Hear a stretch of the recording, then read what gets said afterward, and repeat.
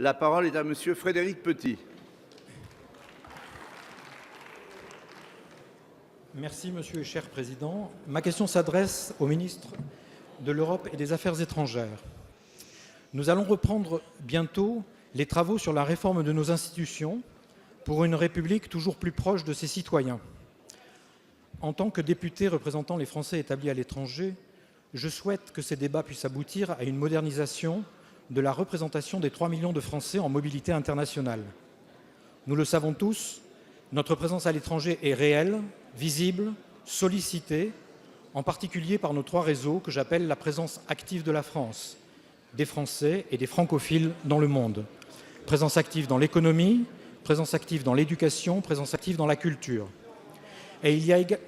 Oui, Monsieur le Président, je crois qu'il y a un problème de micro, je m'entends très peu. Oui. Allez-y, allez-y. Je m'entends pas. C'est bon là? Allez-y. Et il y a également ce que j'appellerais notre réseau démocratique, c'est-à-dire la représentation de nos citoyens établis à l'étranger. Je ne parle pas uniquement de la représentation au Parlement, mais également des élus de terrain, car oui, ils existent, ils sont 443 répartis dans le monde entier. Ils sont appelés les conseillers consulaires. Ils sont censés jouer un rôle auprès de nos postes diplomatiques, de notre réseau d'enseignement. Ils sont élus par nos concitoyens au suffrage universel. Je dis qu'ils sont censés car leur mandat ne fait pas consensus. Le ministère de l'Europe et des Affaires étrangères a d'ailleurs lancé une large consultation au début de l'année pour réfléchir à une nouvelle architecture cohérente de la représentation des Français établis à l'étranger, avec d'un côté des élus locaux et de l'autre des parlementaires. Monsieur le ministre, pouvez-vous d'abord nous dire quelles sont les pistes pour la représentation parlementaire de nos concitoyens à l'étranger dans le cadre de la réforme constitutionnelle qui arrive? Et ne serait-il pas finalement opportun d'aligner dans le temps la réforme de la Constitution et celle de la représentation locale, j'allais dire territoriale, des Français établis à l'étranger? Je vous remercie. Merci. La parole est à Monsieur Jean-Baptiste Lemoyne, secrétaire d'État auprès du ministre de l'Europe et des Affaires étrangères.